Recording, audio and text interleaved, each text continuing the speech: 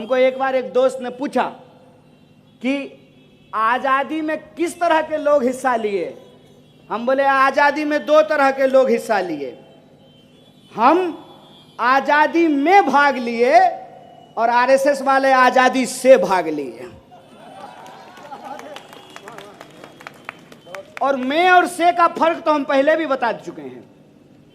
जब मैं आ रहा था और हमको हमारे कांग्रेस के कुछ वरिष्ठ नेता फ्रीडम पार्क दिखा रहे थे तो मेरे मन में वो आज़ादी वाली बात याद आ रही थी। जब हम आज़ादी की बात बोलते थे तो यही लोग व्हाट्सएप पे आपसे पूछते होंगे कि किस चीज़ से आज़ादी चाहिए, क्यों आज़ादी चाहिए, देश तो आज़ाद हो गया है, फिर आपको किस बात की आज़ादी चाहिए।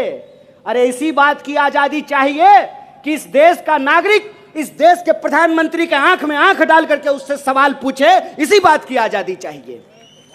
आज़ादी कोई भीख है, आज़ादी कोई वरदान है। आज़ादी कुर्बानियों से हासिल की हुई चीज है और हमको लगातार आज़ादी के उस दायरे को बढ़ाने की जरूरत है।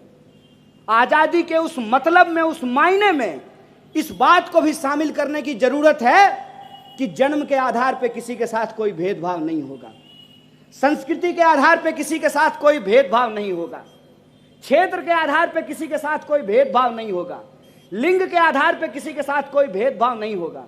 जब संविधान ने हमको बराबर किया है तो हम बराबरी के उस एहसास के साथ, बराबरी के उस अधिकार के साथ हम अपनी जिंदगी को जी सकें। जब संविधान ने महिला और पुरुष का वोट बराबर किया है तो आप कौन होते हैं महिला और पुरुष के बीच में विभेद पैदा करने वाले। इस सवाल का जवाब हम पूछ सकें।